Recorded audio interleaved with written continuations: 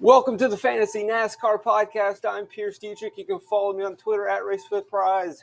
Yes, I'm back. Never really left. I was still writing articles. I just wasn't doing the spreadsheet because I couldn't really keep up with the spreadsheet. I couldn't really keep up with the business. I couldn't keep up with the scraping all by myself. And, I had done it in previous years, but over the last year, I had several full-time jobs, and so I needed some help. I just couldn't do it all by myself, and so I had to stop. But things have changed. I'm now in a position where I'm really only working one full-time job, so I can do it. Now, I did consider maybe just releasing a video explaining how to scrape, releasing videos on how to aggregate and curate data. But there's problems with that, and I've faced this before. I wanted to do this in the past to help you out and give you the tools for free. But one, it's not that easy to figure out.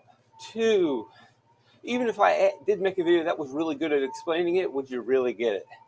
Three, would you then follow through and commit every week 5 hours on the weekends to scrape and update data? Another 5 hours at least to update the data from the given week. We're talking 10 to 15 hours every single week. We all know what the answer is. I knew what the answer was last year and the year before that. That's why I always end up just doing it myself. I will help you. I will get the data to you. And in return, I just ask for a little bit of scratch to help me and my family. The wife wants to remodel the kitchen. Inflation prices are insanely high. My son, he doesn't need any more toys, so don't worry about him. But the wife needs a new toy and the kitchen being remodeled and food prices. Jeez. I eat one meal a day and I can barely afford to survive. I don't know how anyone is doing it. So if you could send a little bit of money my way, I'll send the spreadsheet your way. It's not easy, but updating the historical trends in the current form and staying on the pulse, not that difficult. But sometimes there will be challenges with practice data. You know this. You've been with me for almost a decade now. Sometimes it's going to be issues internally with NASCAR, and there's nothing we can do about it. Sometimes I'm going to have things going on or have issues even on my own end, and I might miss some data. So the data is never going to be perfect. But you know from my past history that I'm going to try to do my best to deliver service. I don't ask for a lot of money. I'm not going to get rich. Might not even break even at times, and sometimes, most of the time, I'm going to be working for below minimum wage. But I want to help you out. It's not a pity party. I'm not complaining. I know what I'm getting myself into. I've done this before, but this is a pretty good situation this year. I'm in a pretty good space that things should be fine. Forget about past challenges. I'm here now. Things are going to work out. We will grind through this together. I will grind through it with your support, and I appreciate your support. And it's just a simple old 2019 package. Remember when I had my son? He was 3 months old, and it was basically diaper expenses, daycare expenses. That's what you were contributing to. It was just me rocking and rolling, releasing pod after pod, sheet after sheet, scraping my mind away, helping you. But you were helping me too. You kept me company during those crazy baby times, and you helped pay some of the bills, and I really appreciate that. And so we will return to that model. Throw me some money for the month. I'll give you the sheets for a month. You want them for a week? Throw me some money. I'll give them to you for a weekend. That's how it'll work. That's how we'll roll. No commitments, none of this other stuff. I'll try to do shows when I can. I'll try to do picks shows when I can. Those are all free. And those are all big-time advertisements for the Fantasy NASCAR spreadsheet. You can see on the screen. And, when I'm free in the mornings and I'm in the dungeon on the treadmill like I am right now, I'll crack out some pods. We'll talk some NASCAR. We'll try to entertain ourselves and have a good time. But I need you to support me and send me PayPal, Venmo, Cash App so I can add you to the spreadsheets. You can also share this with friends and get more people. If I can get just a decent chunk of followers to throw in a decent little amount every month, then everything will be hunky-dory and the world will be fine. We've got a bunch of races. February is a jam-packed month. You got the Clash, you got the Duels, you got Daytona's 3 races, you got Atlanta's 3 races, you got Las Vegas's 3 races. It's almost like a lot of borderline plate. Obviously, Daytona is plate racing. Atlanta is, for the most part, plate racing. We can argue all day about it. Where it falls on the spectrum of plate racing and intermediate track racing, how that has become a thing is beyond me. But it is a thing because it's not as binary or black and white anymore. Atlanta has kind of changed the game, but I would imagine and suspect as the teams become more familiar with Atlanta and the track ages, maybe a little that changes things. But I would just imagine as they get more data and become more familiar, and as the drivers become more familiar, it will become more of a restrictor plate type of race, drafting race, pack racing race, and you'll get more volatility as drivers become a little bit more comfortable, as drivers become a little bit more familiar. And then you also have to throw in the fact that where Atlanta falls in the schedule, you put Atlanta race 2 of the season where drivers are much more aggressive, and we've seen in Daytona, you can completely change your season. And then look at Rookie Stenhouse Jr. By winning the Daytona 500, he was playing with house money. He had the cash in his pockets.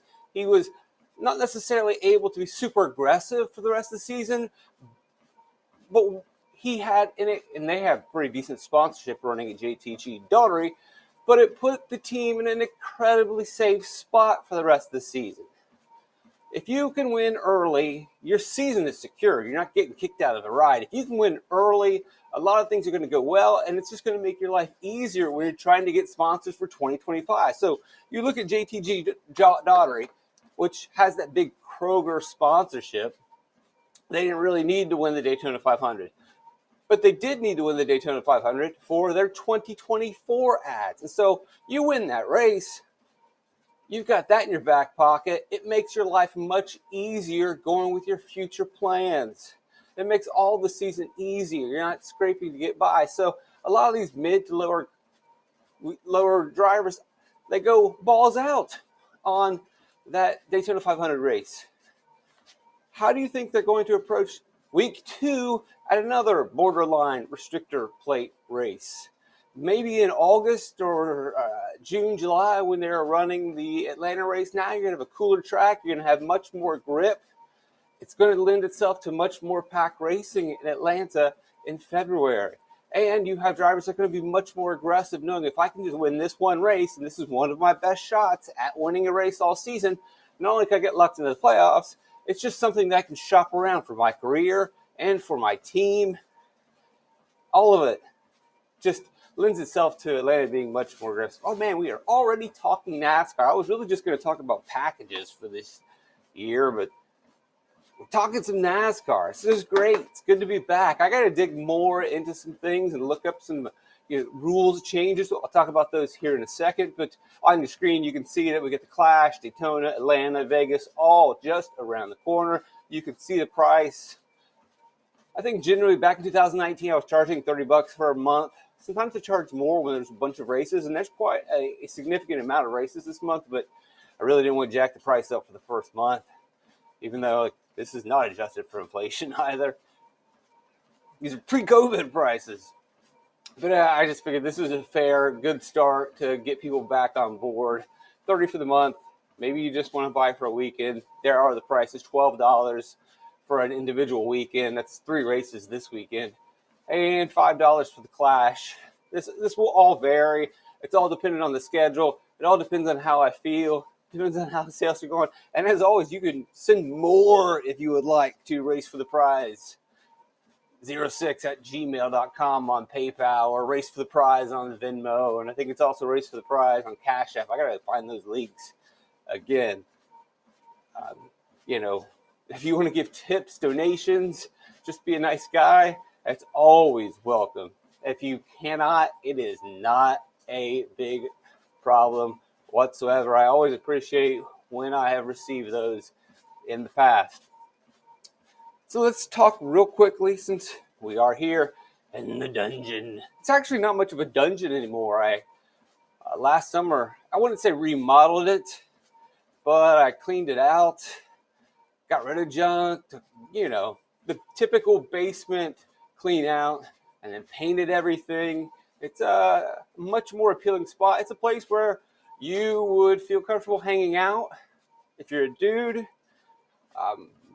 Wives, probably not. It's not that clean. It's not that special.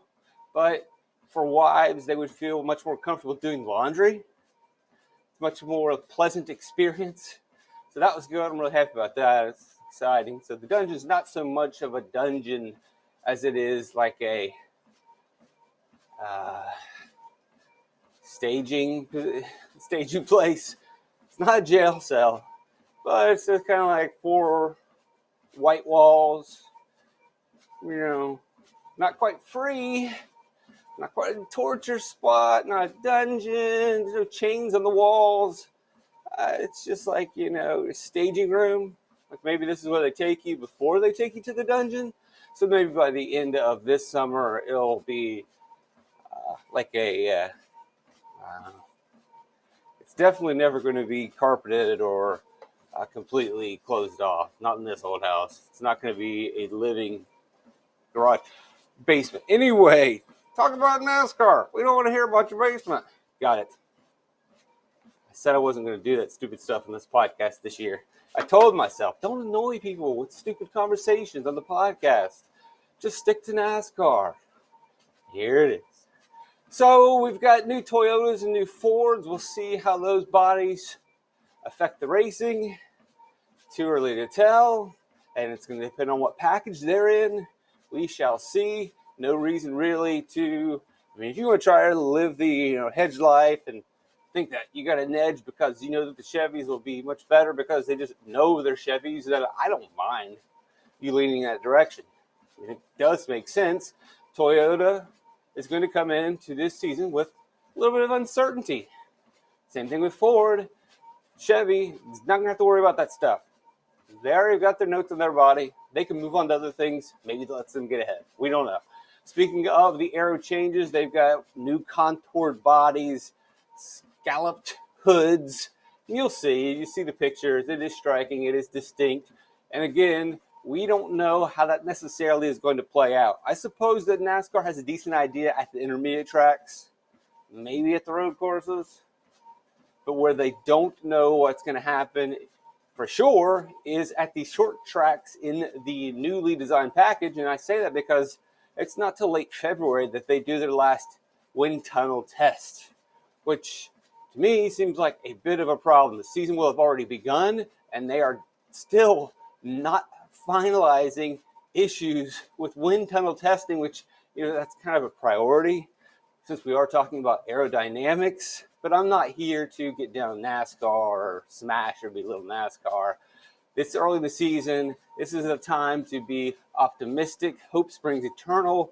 We should just be rooting for good things. But it is a bit of a concern that wind tunnel testing hasn't taken place. And then I might even be jumping to conclusions thinking that, the thing's going to be fine at intermediate tracks too, when we really generally just don't know what's going to happen with the body changes. And then on top of the body changes at the short tracks, the real spoiler was going from 2 inches to 3 inches. They did that to add a little bit of downforce because they revamped the rear diffuser by taking away some of the stakes on the bottom. We have one test at Phoenix. It generally went pretty well, despite the test earlier that year at Richmond not going well. But apparently the Phoenix one was better. The drivers were happier about being able to slide the car a little bit. We shall see. They didn't really take much downforce away. We know we didn't get much horsepower. I don't know. I'm not a doctor. I'm obviously not Dr. Jacuzzi, which I have a hard time putting full faith and trust behind the NASCAR doctor, lead engineer, whose name is Dr. Jacuzzi. And his hair looks like a guy named Dr. Jacuzzi. But said Dr. Jacuzzi is pretty happy with the test. I don't know. Let's be positive. Let's hope that it works out. The short track racing was absolutely a problem last season. Hopefully we can fix that. We're talking mainly short flat tracks. Bristol and Dover are not going to implement those. Dover's not even a short track, you idiot. I know. I hear you. But the short flat tracks, 1 mile-ish, are going to implement this package. Is it a step forward? I don't know, but we do know it's another change. And every time there's a change, teams have to adapt. Sometimes it requires different parts. And again, they haven't even done the wind tunnel test yet, which means teams are going to scramble, which means usually when teams are scrambling, parts aren't available, although I think most parts will be available. There's not going to be any significant changes, but teams are going to have to adapt to the data that they receive and make changes. And whenever we have teams scrambling, it generally doesn't produce the best racing. We've seen that over the last couple of years. When we have teams scrambling, regardless of if they get the setups right, stuff gets missed. Boxes don't get checked. You have limited practice time. We usually end up with a bunch of failures of one sort or another because teams just didn't know what they didn't know. And this could be a little bit of a redo of what we saw in 2022 when the new package was kind of rushed out pretty quickly. I hope not. We shall see. But that is definitely something you're going to have to be aware of and think about. Generally, overall, with NASCAR doing these changes year after year after year, it's not necessarily a good thing. I understand you have to make changes when the product is falling apart, but a lot of times the reason why your product is falling apart is because you're making too many changes. You had a very good short package several years ago, and you got rid of it because you took the horsepower out. It's pretty simple. What happened? We know what you're not going to do, though. It's put horsepower back in. Either way, new spoiler, new diffuser. We'll see how it's going to play out the short, flat tracks. One of the real positives that I don't have to spin or just be hopelessly optimistic about is what they're saying about the new tire compounds. Goodyear believes, now Goodyear, boy, if we trusted all the promises that Goodyear's made in the past, we would be fools. And I'm probably a fool for believing it again because this does seem too good to be true. But what Goodyear believes with their new tire compound is that there's going to be good fall off, but also it's going to be very soft and very grippy at the beginning of a run. And that's ideal, perfect scenario tire fall off, which lends itself to drivers that can maintain tires. And you're going to see some real racing late in runs. But also, it gives a huge advantage to people that want to take fresh tires versus the guys that stay out and have track position. If these cars are really fast in short run, I mean, that's what we want. Short run, speed, and then maintain your tire wear on the long run. We don't want a tire that's fast all the way through. We want a tire that really can launch and then a tire that falls off. That would be perfect. That would be great. We'll see how that goes. We got some new tracks on the course this season. I'm not really going to get into the schedule. We'll worry about the schedule when we get to a given week. I think that's going to do it here for the Fantasy NASCAR Podcast. If you go to racefortheprize.com, that's where you're going to find all the information that you need. You can follow me on Twitter at racefortheprize. There's the YouTube. There's the podcast online. You know how to follow stuff, like stuff, subscribe to stuff, share stuff. All of those things help. Please like videos. Please like videos. Subscribe to the videos. Share the videos. Send me money through PayPal, Venmo, Cash App. I'll add you to the spreadsheets when they get developed. It'll take me a couple of days to get things rolling, but I'm working on it now. Probably talk some Clash podcasts later this week. I want to put in a little bit more research and work, and then, of course, we'll roll out the classic Daytona podcast. You know how those go. I can do those blindfolded at the moment. It might be a little bit harder on the treadmill to do it, but I could do it. Guarantee I could do it. Blindfolded, walking backwards, not a problem doing Daytona. But I want to put a little more information into the LA Clash notes, watch a couple of those races again, go through some of the data again before I start taking some stands on the Clash picks. Once again, the Fantasy NASCAR Podcast is back. The Fantasy NASCAR Spreadsheet is mainly back because the podcast is just a big ad for the spreadsheet, which is just another way to ask you to help pay for the kitchen cabinets, to help you pay for the meat and vegetables that I buy. That's pretty much it. And I thank you for it. I hope we have a great season. I look forward to it. Rock and roll. Triple Light's fantastic for the old school folks.